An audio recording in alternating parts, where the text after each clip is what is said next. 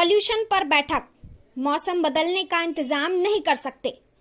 नमस्कार, मैं हूं अलका झा। स्वागत है आपका द भारत टुडे न्यूज पर। 21 तक हालात सुधरने की दलील पर भड़का एससी। प्रदूषण के हालातों को लेकर सुप्रीम कोर्ट में आज सुनवाई हुई। इस दौरान केंद्र ने कहा कि 21 तारीख से मौसम बदल जाएगा तो प्रदूषण में भी कमी आ जाएगी।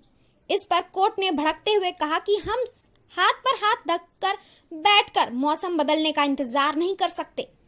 कोर्ट ने यह भी पूछा कि सरकार को प्लान बताना चाहिए कि वो प्रदूषण को रोकने के लिए क्या कदम उठा रही है। सुनवाई के दौरान केंद्र की ओर से पेश हुए एसजी तुषार मेहता ने कहा कि मौसम विभाग का कहना है कि 21 नवंबर के बाद मौसम बदलने की स्थिति में सुधार आने की संभावना है। अभी कई पाबंदियां लगाई गई हैं। क्या कोर्ट कोई सख्ती दिखाने से पहले 21 तारीख तक इंतजार कर सकता है? इस पर भड़कते हुए कोर्ट ने कहा, प्रदूषण पर हम मौसम बदलने का इंतजार नहीं कर सकते। वहीं जस्टिस डिवाइन चंद्रचूड़ ने कहा कि मौसम सुधरेगा तो प्रदूषण की स्थिति में भी सुधार होगा। क्या आप इसी का इंतजार कर रहे हैं? इसके बाद सीजेआई ने कहा कि वो 21 तारीख के बाद कंप्लीट शाउट आउट का विचार करेंगे। इस मामले में अब अगली सुनवाई 24 नवंबर को होगी।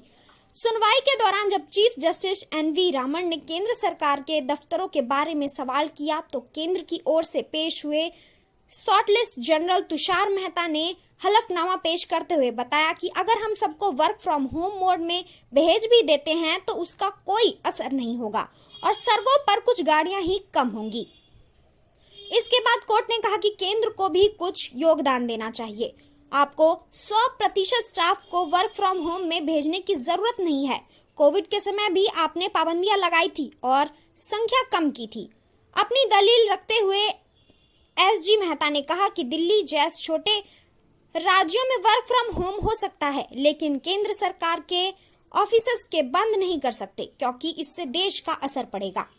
कोर्ट ने यह भी कहा कि केंद्र के कर्मचारियों को 1000 से 100 दफ्तर की जगह है, ऑफिस का समय भी तय है, फिर क्यों आपके कर्मचारी का अधिकारी एक ही बस या गाड़ी में ऑफिस नहीं आ सकते?